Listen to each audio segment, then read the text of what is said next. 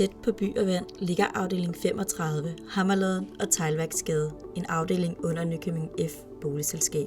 Bebyggelsen er opført i 1943-47.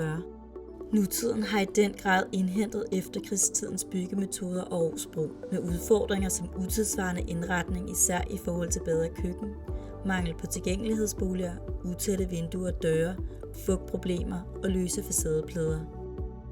Vi står i Nykøbing F. Boligselskabs afdeling 35, Hammerladen og Teglværksgade, hvor vi er i gang med en omfattende renovering, hvor vi reducerer 84 boliger til 75 boliger. Som I kan se her bag mig, så er det en omfattende renovering, hvor der bliver nedlagt en del vægge. Tidligere har der været et lille bitte køkken og et lille bitte badeværelse. Nu sikrer vi os, at der kommer et større badeværelse, der kommer et køkkenalrum, og der bliver en gennemlyst bolig.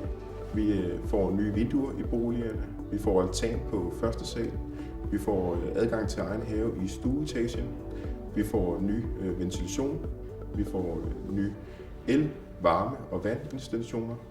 Her bag mig kan vi se altanerne på første salen. Så kan vi ned i stueetagen, kan vi se trappen, som fører ned til deres egen have.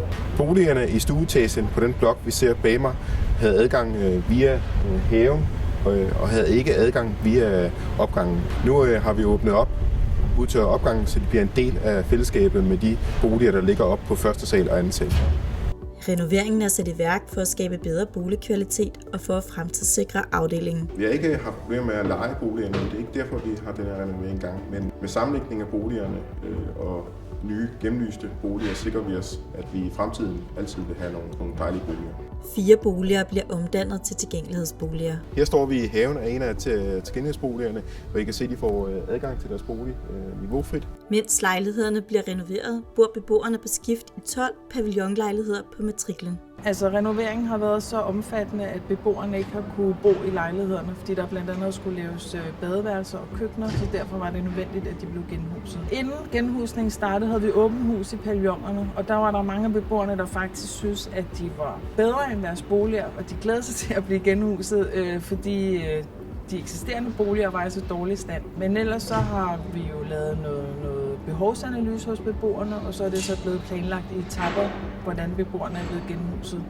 Den nødvendige genhusning bliver opvejet af glæden ved at komme tilbage i en nyrenoveret bolig. Jamen, jeg synes ikke, det har været slemt, fordi jeg tror også meget af det, hvis man går ind med et positivt syn og siger, jamen det er jo kun lige som at være lidt på ferie, mens din lejlighed bliver lavet, ikke godt? Og så skal du bare hjem til noget lækkert, så pyt være med det. Jamen, jeg er simpelthen helt op at køre over, jeg skal flytte tilbage, ikke? Altså, jeg har simpelthen bare glædet mig. Efter 4 måneder i genhusningspavillon er den store indflytningsdag endelig kommet. For katten Mikkel er det også en stor dag. Nu skal jeg bare ind og se, fordi jeg er bare så spændt. Jeg prøver at se, Mikkel. Her skal vi 2 bo. Og det er bare så flot. Det er bedre end en julegave. Resultatet af renoveringen er først og fremmest glade beboere. Det blev lyst og åbent, og man kan have kontakt, hvis man har gæster, og jamen det er bare så lækkert. Man har lyst til at være her. Det føles meget mere hyggeligt at være hjemme. Det er jeg taknemmelig for. Jeg havde jo kun sådan her i mit gamle køkken faktisk, hvor jeg så har fået alt det her nu, så jeg er jo bare så tilfreds. Renoveringen betyder bedre livskvalitet for beboerne. Jamen, jeg føler mig så godt tilpas derinde. Der er dejligt åbent og lyst. Og jeg synes, jeg har fået det bedre af, at det er så åbent, så ikke man sidder i små lukkede rum. Især har den mere tidsvarende ruminddeling skabt glæde. Jamen, det er for mit åbent køkken og så mit badeværelse. Der er varme i gulvet, jeg har en dejlig lækker brusniche, hvor der er rigtig plads. Og så jeg har fået nogle flere køkkenskab. Altså, det er jeg bare glad for. Og kan få plads til alle mine køkkenting.